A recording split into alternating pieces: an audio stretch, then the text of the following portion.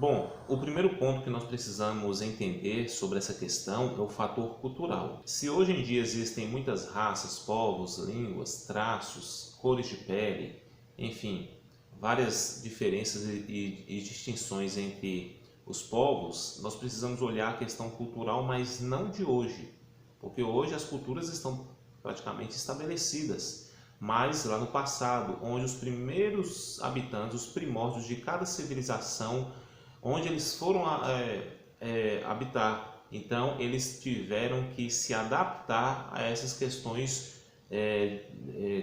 concernentes à sua cultura, ao seu ambiente, as questões do clima, questões de alimentação, os meios que eles utilizaram para viver e sobreviver nessas determinadas regiões. E assim, os seus descendentes foram herdando os traços genéticos que os seus pais iam se adaptando, enxertando dentro do seu corpo, dentro da sua genética, e então isso ia passando dos pais para os filhos até que essas raças elas foram sendo estabelecidas. Em Atos capítulo 17, versículo 26 diz assim, olha, de um só, ou seja, de Adão, fez ele todos os povos. Então, de Adão, o Senhor ele realizou a construção de todas as nações, para que povoasse toda a terra, tendo determinado os tempos anteriormente estabelecidos e os lugares exatos em que deveriam habitar. Esse texto aqui, ele nos leva a entender que o Senhor ele já fez toda a divisão de todas as raças e nações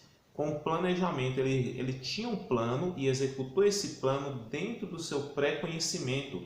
Por isso que aqui o apóstolo Paulo ele diz, ele havia tendo determinado os tempos anteriormente. Então já estava dentro dos decretos do Senhor a humanidade se espalhar de diferentes formas, diferentes línguas, diferentes nações por toda a terra. Se você abrir comigo em Gênesis capítulo 1, diz assim no versículo 28, após a criação do homem e da mulher, Deus os abençoou e lhes disse, sejam férteis e multipliquem-se. Qual é o objetivo de ser fértil e multiplicar? Encham a terra e subjuguem-na.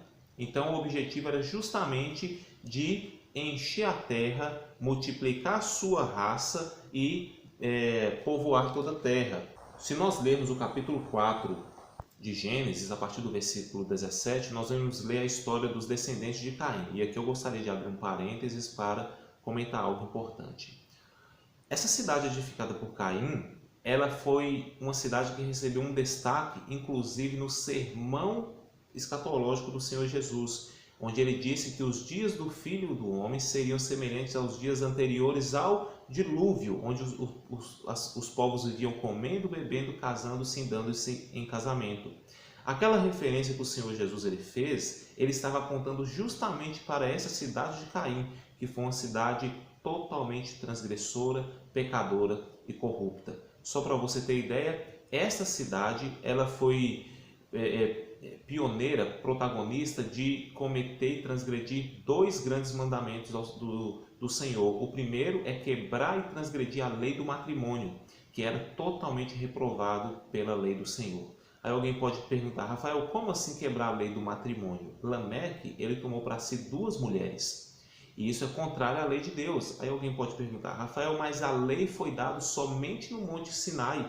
Muitos anos depois de Lameque, como ele teria acesso a essa lei se ela foi dada posteriormente? Nós sabemos que a lei dada a Israel foi sim no episódio do Monte Sinai. Entretanto, as Escrituras mencionam em Romanos capítulo 2, a partir do versículo 12, que o Senhor também colocou a lei na consciência do homem. Ou seja, ninguém é inocente diante de Deus ao dizer que não foi ensinado, porque o próprio Deus, ao formar o homem, ao criar o homem, colocou dentro do seu coração pensamentos, toda a sua volição e todos os seus pensamentos, na sua consciência, a sua lei moral, ética, para ele saber discernir aquilo que é bom e mal, certo e errado. E com certeza Lameque tinha essa lei em sua consciência que o acusava ou o defendia diante das suas obras. E com certeza ele sabia que tomar para si duas mulheres estava contrariando e transgredindo a lei do Senhor. Então, o primeiro pecado cometido por essa cidade foi a quebra da lei do matrimônio. Por isso que o Senhor Jesus disse lá, olha, casando-se, dando-se em casamento. E eu vou explicar porque o Senhor Jesus usou essa expressão em outro vídeo, ok? O outro ponto que nós precisamos observar como característica ruim dessa cidade é que ela foi uma cidade marcada pela fúria, marcada pelo rancor, pelo espírito de ódio e pelo espírito de violência. Nós vemos que os descendentes de Caim, eles herdaram de seu pai Caim. Lembra do que eu disse agora há pouco? Os pais são responsáveis por passar para os filhos aquilo que eles irão adotar como suas atitudes e comportamento no procedimento diário, na sua conduta diária, na sua forma de viver, de se comportar diante da sociedade, de se comportar em família. E não somente isso, os traços genéticos também procedem dos pais. Rafael, por que você acha que a cidade que Caim ergueu adotava esse espírito de violência e isso veio do próprio Caim? Ora, nós lemos no capítulo 4 o primeiro homicídio. Caim assassinando seu irmão Abel. Não iríamos nos surpreender, ficar admirados se vêssemos algo diferente acontecendo, ou, melhor dizendo, se não vêssemos o mesmo acontecendo com seus descendentes. Nesse capítulo 4, nós vemos um ponto importante, que os descendentes, eles sempre irão herdar aquilo que os seus antepassados deixaram como legado para eles.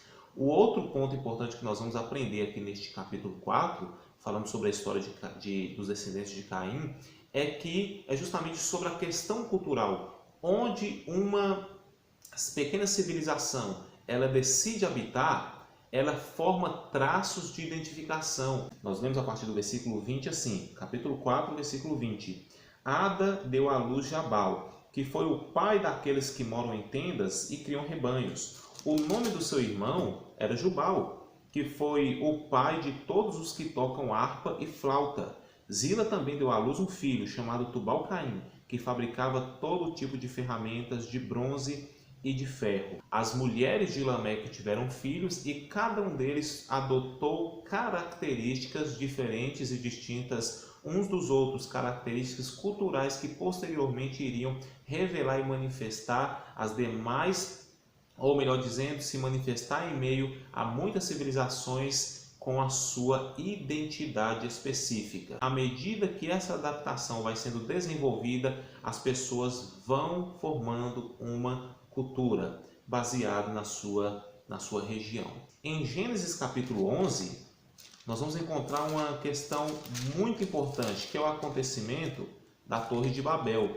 Nós vemos que o Senhor ele confunde a língua dos homens e então os espalha sobre toda a terra. Lembra que nós lemos lá em Atos capítulo 17, versículo 26, que o Senhor ele fez isso aqui na Torre de Babel, ou seja, espalhando os homens sobre a terra com um propósito? Note que o Senhor ele deu a ordem para Adão: encham a terra e multipliquem-se. Só que nós lemos aqui no capítulo 11, versículo 4, os homens dizendo o seguinte: vamos construir uma cidade com uma torre que alcance os céus, assim nosso nome será famoso e não seremos espalhados sobre a face da terra. Ou seja, estes homens estavam indo contrário à ordem do Senhor, que havia dado o mandamento de justamente se espalhar sobre a terra. E o Senhor, para contrariar e quebrar os planos destes homens, confundiu o entendimento deles, a língua deles, para que assim eles continuassem nos planos determinados pelo Senhor de espalhar sobre a terra, e de fato isso aconteceu.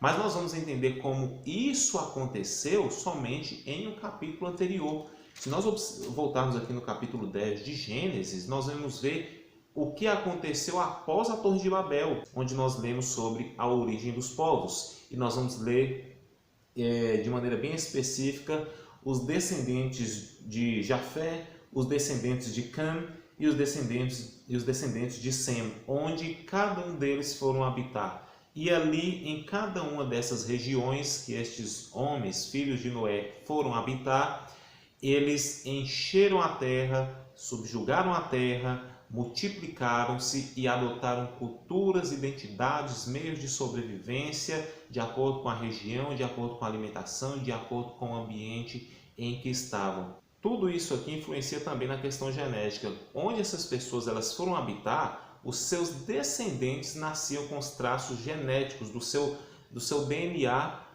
do DNA dos seus pais em seu DNA. Tudo isso vai formando traços genéticos diferentes. Por isso que existem algumas pessoas com olhos mais puxados, mais fechados, outras com olhos maiores, mais arregalados, algumas com uma estrutura corpórea maior, outras menores. Tudo isso depende da genética e o Senhor ele foi colocando tudo isso no seu devido lugar.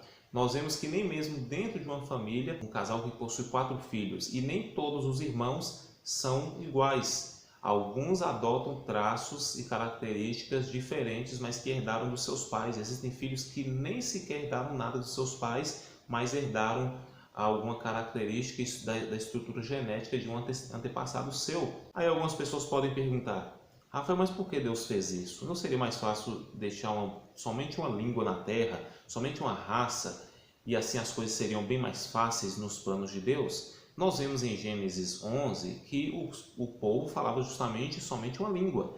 E isso não trouxe mais temor e reverência diante de Deus. Muito pelo contrário, eles se rebelaram contra o Altíssimo. E o Senhor fez aquilo que ele já havia determinado antes: continuar espalhando a humanidade sobre a terra. E o meio que ele usou foi quebrando a forma de comunicação destes povos. O objetivo é justamente o que nós encontramos no primeiro texto que nós lemos, Atos capítulo 17. De um só ele fez todos os povos, para que povoassem toda a terra, tendo determinado os tempos anteriormente estabelecidos e os lugares exatos em que deveriam habitar. Então, se hoje os japoneses, os coreanos, os chineses estão lá na Ásia, é porque o Senhor determinou eles estarem ali. E ele fez isso com qual propósito? Deus fez isso para que os homens o buscassem e talvez tateando pudessem encontrá-lo, embora não esteja longe de cada um de nós. Versículo 29. Assim, visto que somos descendência de Deus, não devemos pensar que a divindade é semelhança a uma estrutura de ouro, de pedra ou de prata, como Paulo estava aqui em Atenas, ele estava condenando as imagens de escultura. Tanto que no versículo 24 ele diz que o Senhor não habita em templos feitos por mãos humanas, ou seja, ele não habita em imagens de esculturas. E aqui no versículo 29 ele diz: ele não pode ser semelhante a uma estrutura de ouro, prata ou pedra, feita pela arte e imaginação do homem. No passado, Deus não levou em conta essa ignorância, mas agora ordena que todos, em todo lugar, ou seja, em todas as nações, com todos os traços genéticos, com cada cultura, suas civilizações, todo lugar se arrependam, pois estabeleceu um dia em que há de julgar o mundo com justiça, por meio do homem que designou e deu a prova disso a todos, ressuscitando dentre os mortos. Então o objetivo de tudo isso é que Deus venha a ser glorificado através da obra redentora do Senhor Jesus Cristo, que alcança todos os seus eleitos de todos os povos em todas as épocas e gerações. Para finalizar, por essa razão o Senhor Jesus disse: vão por todo o mundo e pregue o evangelho a toda criatura. Quem crê e for batizado será salvo, mas quem não crê será condenado. E estes sinais seguirão aqueles que creem. Em meu nome expulsarão demônios e falarão novas glossas, novas línguas, novos idiomas, novos dialetos. Ou seja, o Espírito Santo capacitou a igreja para falar outros idiomas. Nós vemos isso em Atos 2, com o objetivo de alcançar todos esses povos com a mensagem da salvação. Eu espero ter ajudado de alguma forma com este vídeo e que o Senhor possa te abençoar. Mais perguntas podem deixar aqui abaixo nos comentários ou enviar no WhatsApp mesmo, na página do Facebook, que assim que eu tiver um tempinho, com certeza já estarei aqui com comentários sobre a sua pergunta, ok? Deus te abençoe, graça e paz.